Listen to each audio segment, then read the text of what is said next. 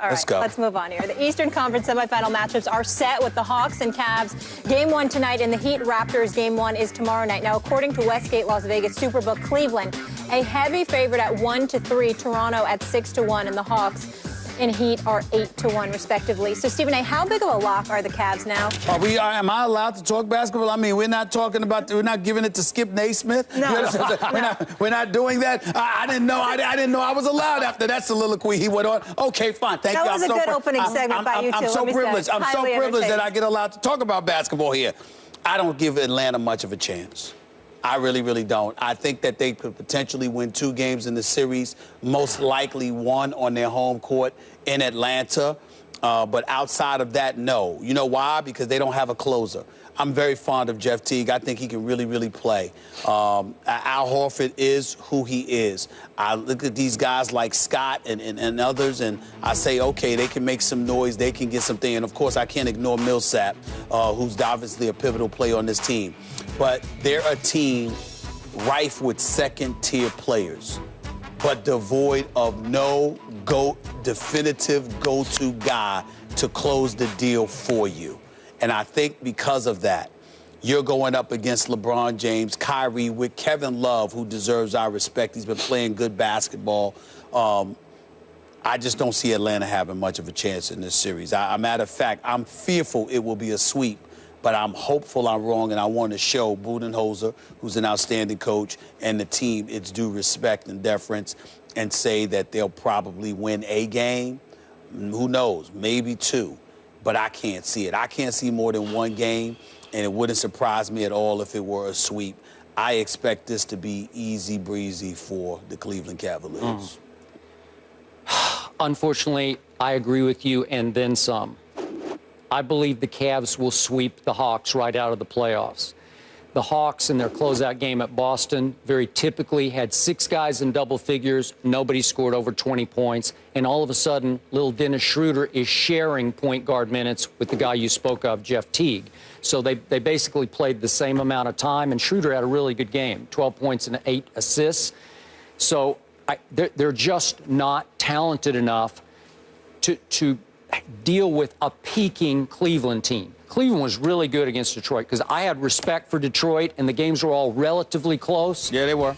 And it was like sort of a competitive sweep, if you will. Yep. But it was a sweep, and I thought Cleveland found itself in those 4 games. Now, the problem is they've had 8 days off. Are they going to be a little rusty tonight? My Spurs weren't rusty after 7 days off, and I was scared about that.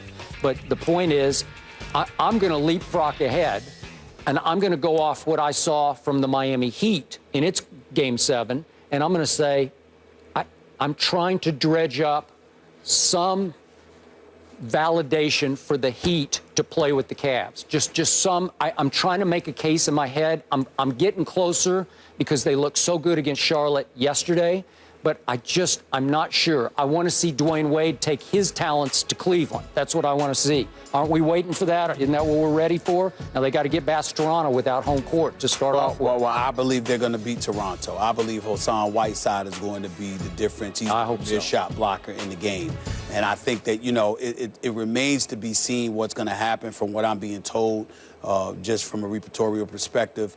Chris Bosh desperately wants to come back, as he pointed out on Twitter with his wife last week.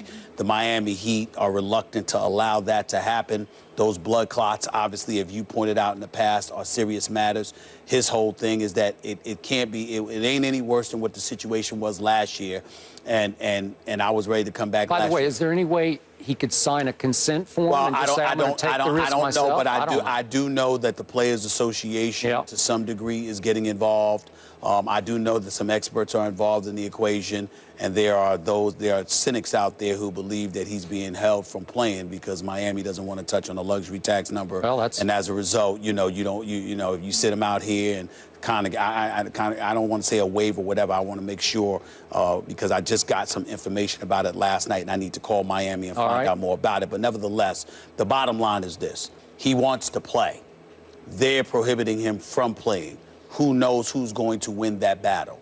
In the event that he wins that battle, who knows what could happen? Because I'm of the mindset that Miami could give him a run, and if they didn't beat Cleveland, they could take a conference finals to 7 games against Cleveland if Chris Bosh were healthy with the addition of Joe Johnson and those guys playing where they're playing. Me personally, regardless of what I saw from Goran Dragic yesterday, it was nice to see him being aggressive and playing the way that he played.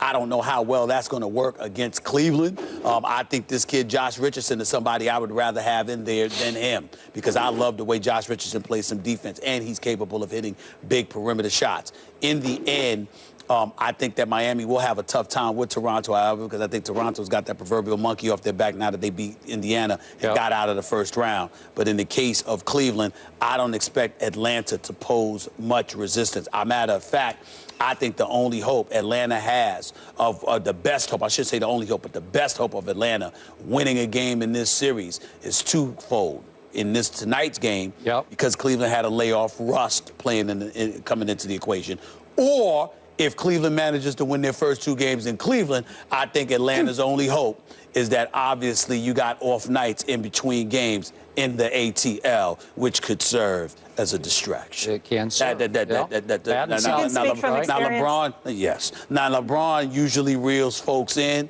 And J.R. Smith isn't the guy that he used to be. He's married now, home. You know, he's a family man doing the right things. But nevertheless, I'm just saying, the ATL can be a distraction. It can do that. As can Lala, as can South Beach. That's right. That is correct. Those three. Toronto's not bad either, but especially Atlanta. Very Toronto's a nice city. Wow. It is a nice But then city. you got Dallas.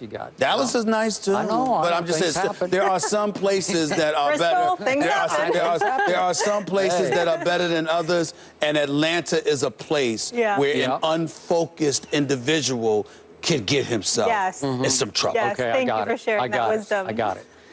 Back to Dwayne Wade.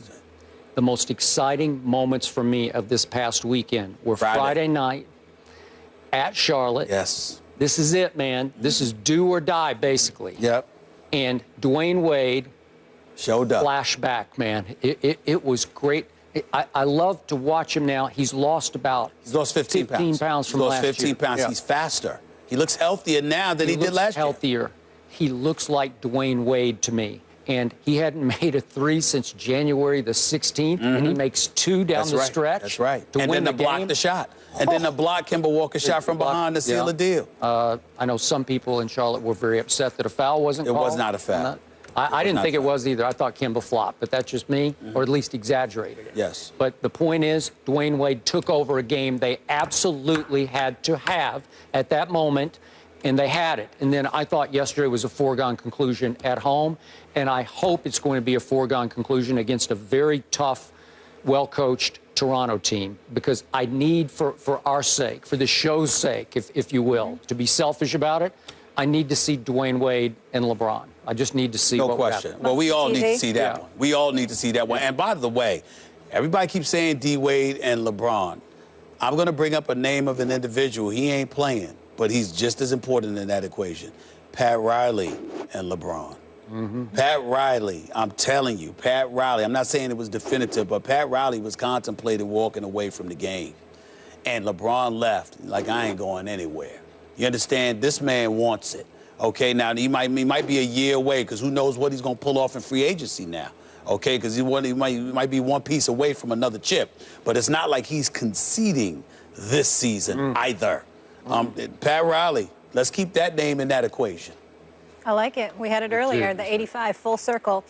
That's a good point. Yes. You know who needs more than just one piece to get the chip? Probably the Cowboys. They had 9 draft picks going into this week. Our Mel Kiper, first thing I asked him when I saw him this morning on Mike and Mike, Cowboys a C. Skip, how would you and Stephen A. grade their draft? That's next. Stay tuned. A C. I wonder what the Giants got.